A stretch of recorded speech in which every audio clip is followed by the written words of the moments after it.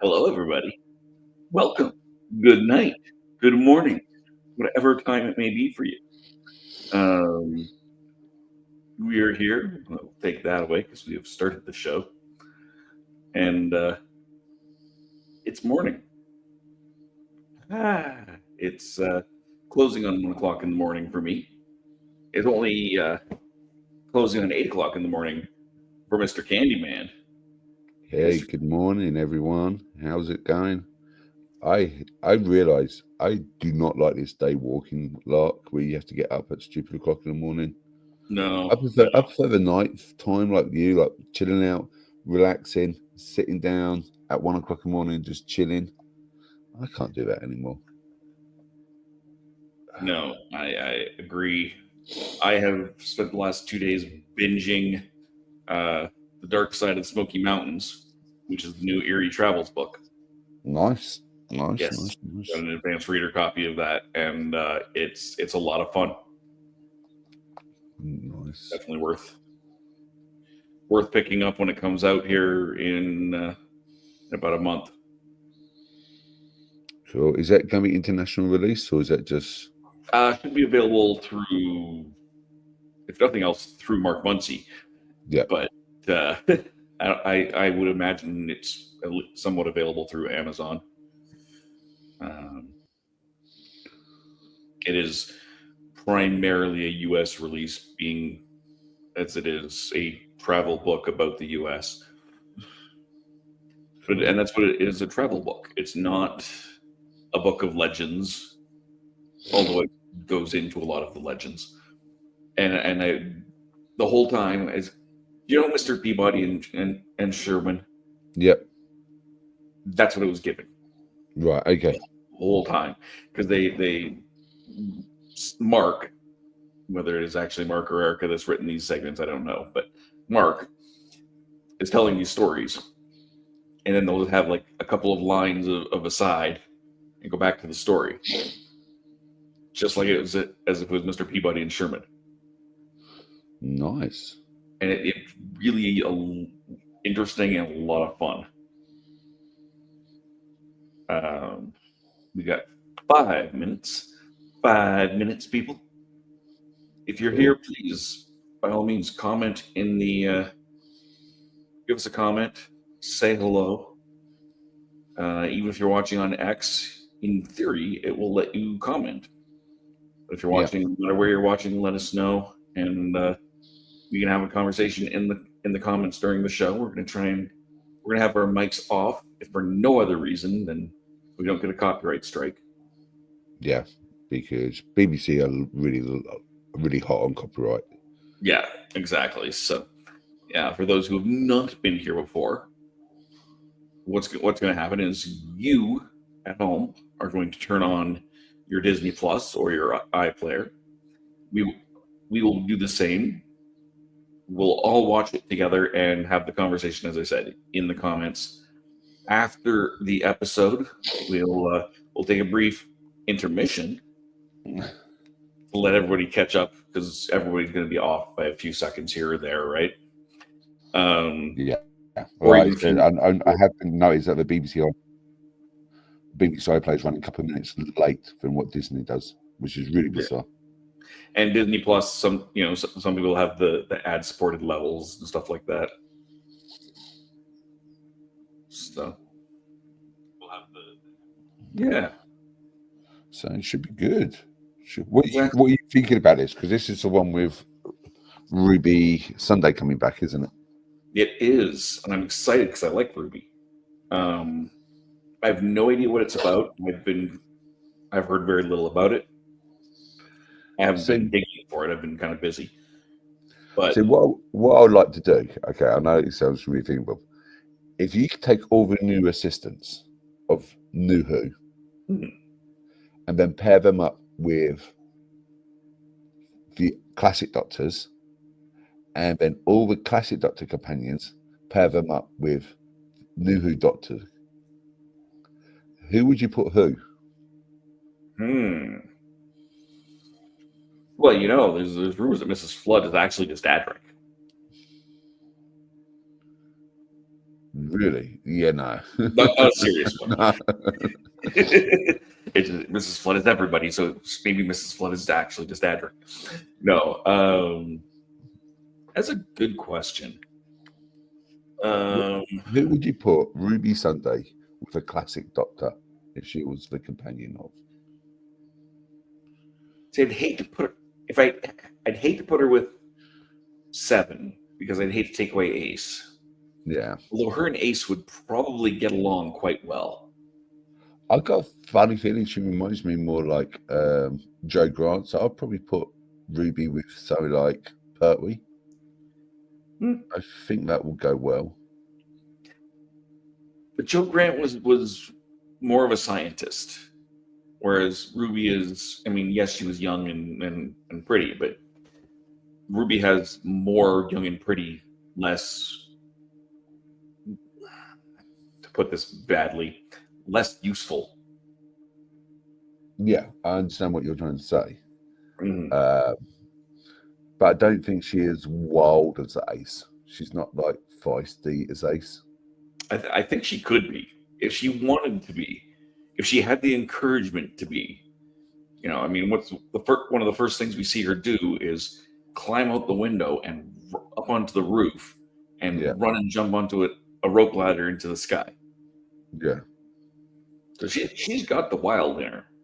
But I would say probably Rose is probably more feisty than Ruby. Yeah, no, that's true.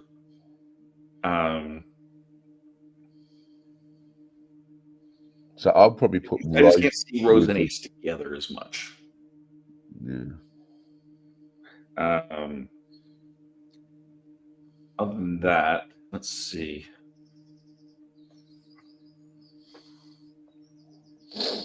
Belinda.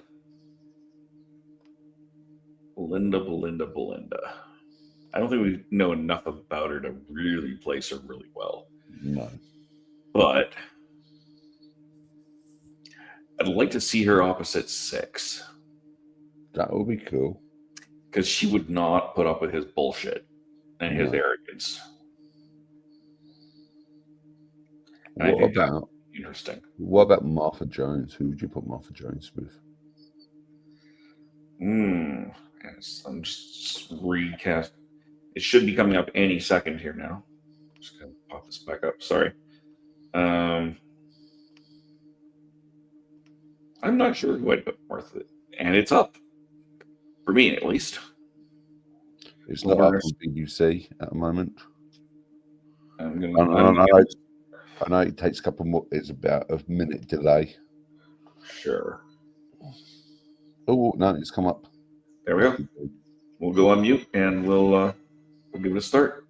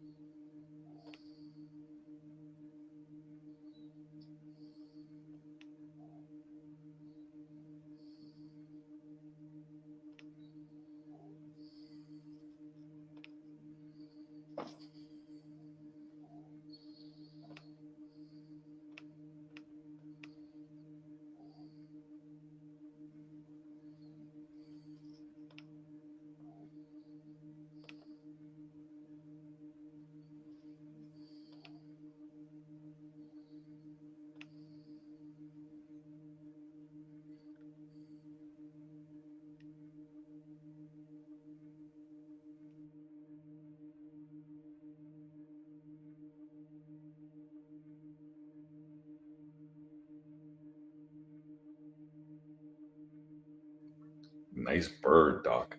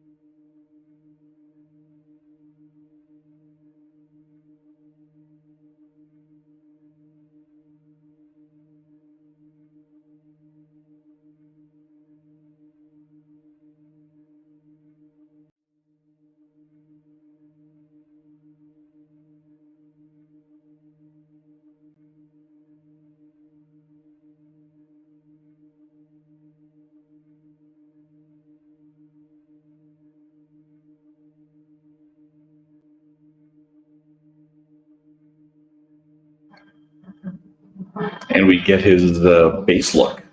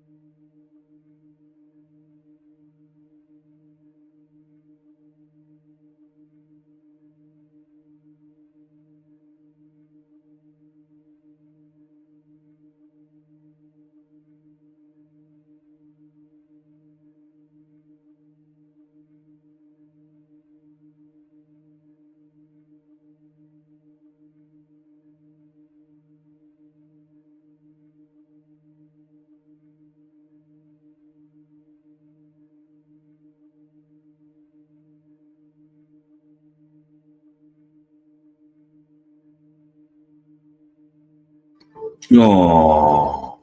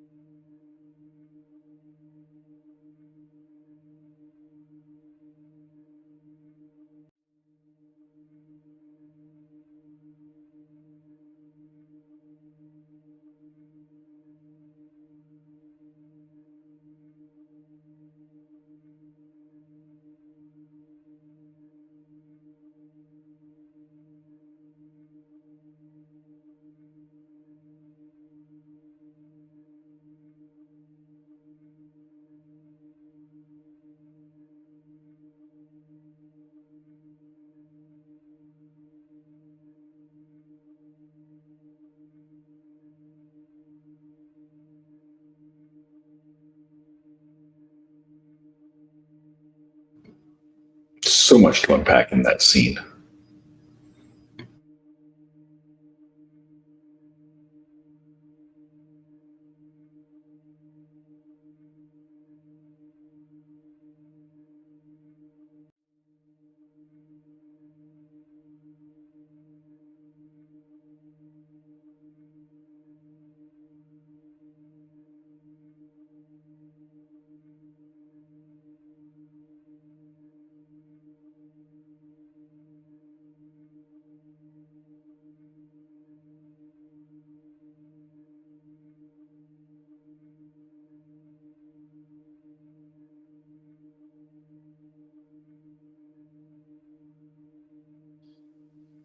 Oh, that's so cute. Oh, wow.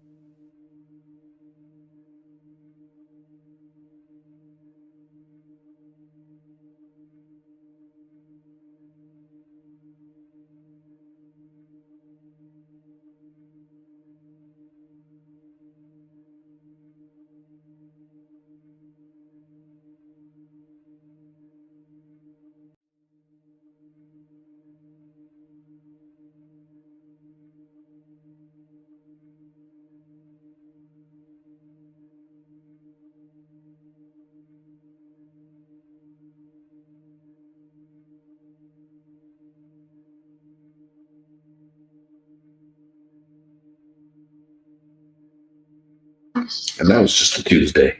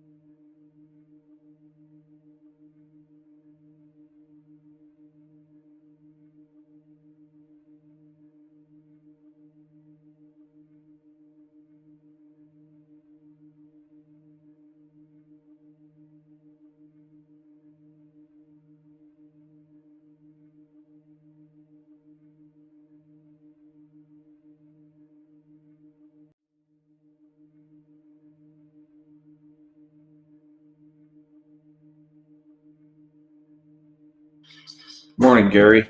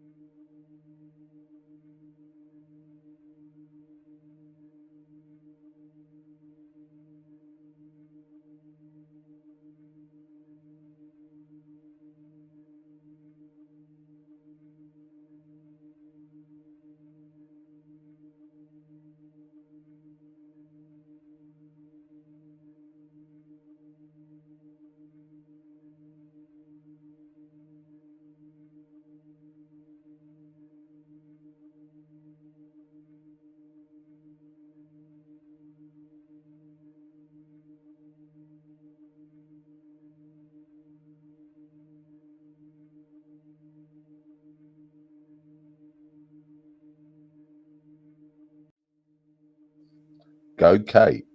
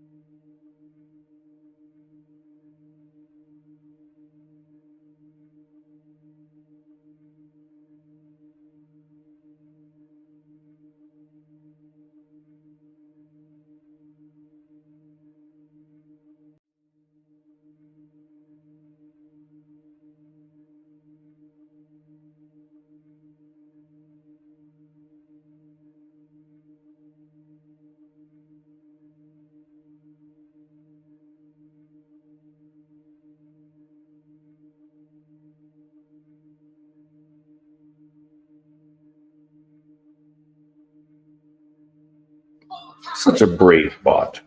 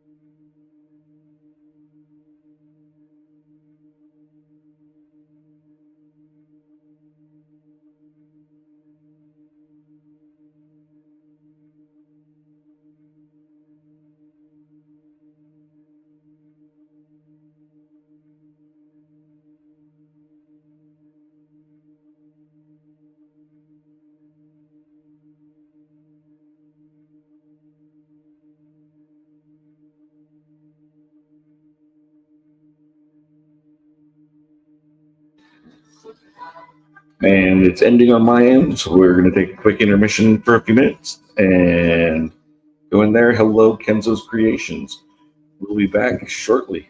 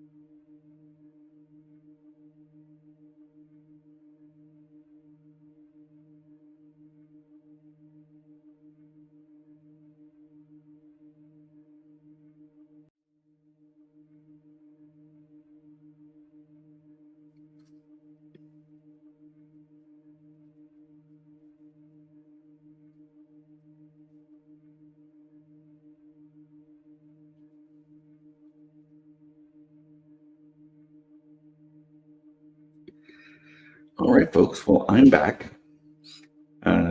I'm sure Candyman will be back here shortly as well. Hopefully you have finished Lucky Day. What did you think? Put your thoughts in the comments. Dr. Who being 90, Blood Conrad is a potentially huge, ridiculous threat. Could be interesting, that's for sure. It's the master, right? RTD can't help himself. I don't think it is. I don't think it's the master. There's a lot of opportunities, but I don't think it's the master. We'll see, though. We'll see. It is definitely, there's a lot to unpack in that episode. It wasn't a Master Light episode, a Dr. Light episode. I know some people hate those, but at the same time, I think it went really, really well. Yeah, give me a couple of moments. I'm just trying to sort some stuff out here at the moment. My brain's overloading with everything which has gone on with this episode. How it started out, how it twisted, all the little Easter eggs and everything like that. So give me a couple of moments and I'll be right back. I'll just see what I can do. Sure thing. So yeah, it's Kate go hard though. Yeah, Kate definitely goes hard. There's all these rumors about, now units being destroyed, or the unit set has been taken down. And people were saying, oh, that means the end of the show. Well, we've got in this episode, their security's been downgraded. They're being clearly an international court or someone above them is looking into that. So that, and they also mentioned that Mel's going off to Sydney. I don't know where the War from Land and Sea is going to take place, so that could be a lead in there. There could be several parts leading into that spinoff from this episode. Conrad's arm bracelet. Yeah, it's right where he got bit. So it's hard to say. Maybe they reattached his arm and just did it uglier than need be. Just because they could. Hard to be sure. Definitely some twists and turns in there. I did like they kind of addressed the doctor's timey-wiminess and how he's like, have you even met Belinda Chandra yet? Who? That explains a lot from the first episode with her, where she's like, no, I was told you'd be important. Clearly, that's kind of where he was, at least part of where he's coming from in there. So we got this time slotted in between Belinda and Ruby, which is very interesting. I did like that he has his, what I consider to be his base costume, with the orange trench coat and the jumper. Definitely on the nose politically. Oh, yes. Who's dad? Or who? I'm not sure if that's a question whose Kate's dad is, in which case it would be Brigadier General Lethbridge-Stewart, who started UNIT. Weird tech. Yeah, that's also true. I think it's been fascinating to go through this episode. I'm gonna have to watch it again. I missed some stuff happened on my end when my camera went off there, so I actually missed 5-6 minutes of kind of what was going on at an important time, and that's okay. I'll end up watching this again at least twice before Tuesday's review. Yeah, it was very, very good. It's like a lot of stuff. I know, sure you know, it was written by Peter McTighe, and he's a very, very Doctor Who, and he's also in conjunction with the Blu-ray collection sets and stuff like that. Okay. So he's quite good. I love that how they've because I wonder whether this filming was, because in the UK we had some civil unrest back last summer. So I don't know whether or not it was quite, he got the inspiration on that, but I did notice that the actual main story with the pheromones and the Shreek was copied. That sort of story is copied from K9 and K9 Adventures. They use the same sort of concept in one of their episodes. Mm-hmm. So, but did you see the little picture of Lethbridge-Stewart, Alistair Lethbridge-Stewart on Kate's desk? No, I missed that. I was just saying I missed about 5-6 minutes in there when my camera was off. It was neat.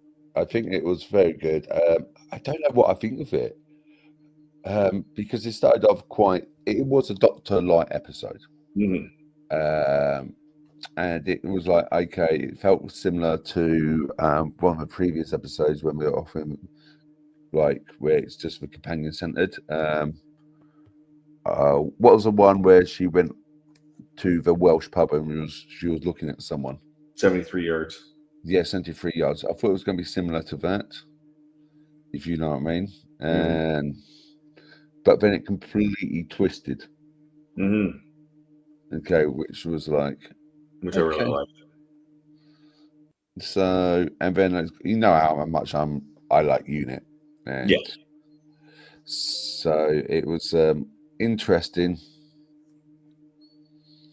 with it. Like I said, it's definitely gonna have to be a rewatch. I wish they don't. It was like trying to get back at social media with how do I say influencers, which I can't understand because that's quite topical at the moment. Mm-hmm. I mean, we just came out of an election in Canada, right? It was a major factor.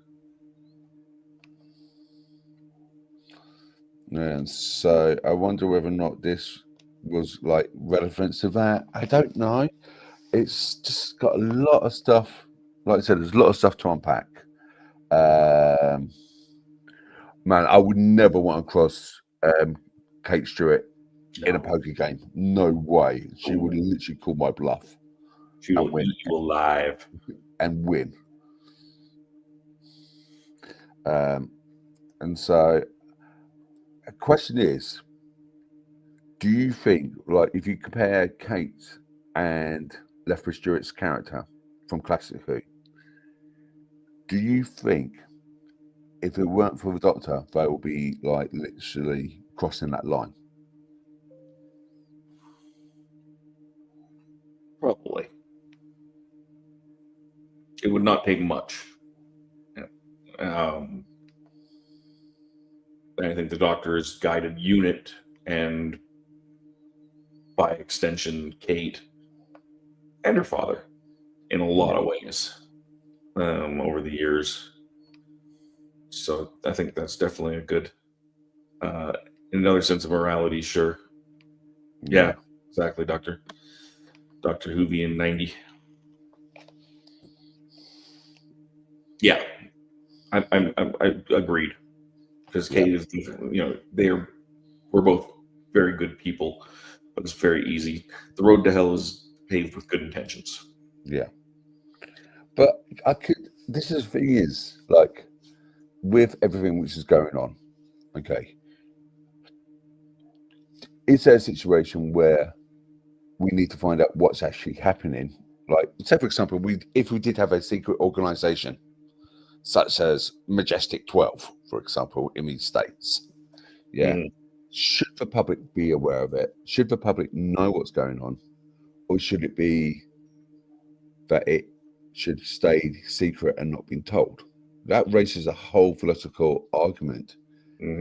Should the people who protect us basically be honest and forthcoming with the truth, or should they hide in secrets to let us know what's not going on? And not you can't handle the truth. I want the truth. Jack Nicholson said it best. I want the truth. But that's what happened. They got the truth in the end. Exactly. But I have to cut this short a little bit tonight. Oh, it's early for me, so. Yes, it's true. But unfortunately, it's an early morning for several people in this household. Not me. But I need to let them sleep. So, thank you guys for joining us today. Good night, Just good morning. just a quick question. How would you initially rate it straight away of what you watch? I'm thinking an 8 off the top of my head. That's what I was thinking. Is the 8? I feel like it might go up after I've watched it a second time. We'll see. I was going to say about an 8. Okay. That was interesting. The Doctor Whovian scored a 4 out of 10. That'd be quite nice to see why on Tuesday. Join us on Tuesday for more of a review. Yes. And Doctor Whovian 90, I would like to see. Oh, yeah. Second, yeah. We all agree it is a second watch. There's so much to unpack. Exactly. So for tonight, we will call this a wrap. Thank you for waking up nice and early, Candyman. Thank you for staying up late or early, as the case may be, who everyone else is watching. Gary and Kenzo and Doctor Whovian. Dr. Whovian. Kenzo. Yeah. So thank you guys, and hopefully we'll see you on Tuesday, where we will review Lucky Day more fully. Until then, thank you guys so much. And we'll just put this up here because we need to putting the nope, that's the background. There we go. I'm not going to run the credit sequence. Took it out. Probably ran it last week because Tom was running things. But we will see you guys on Tuesday at 6 p.m. Eastern, whatever time that is in Britain. 11 p.m. 11 p.m. British time.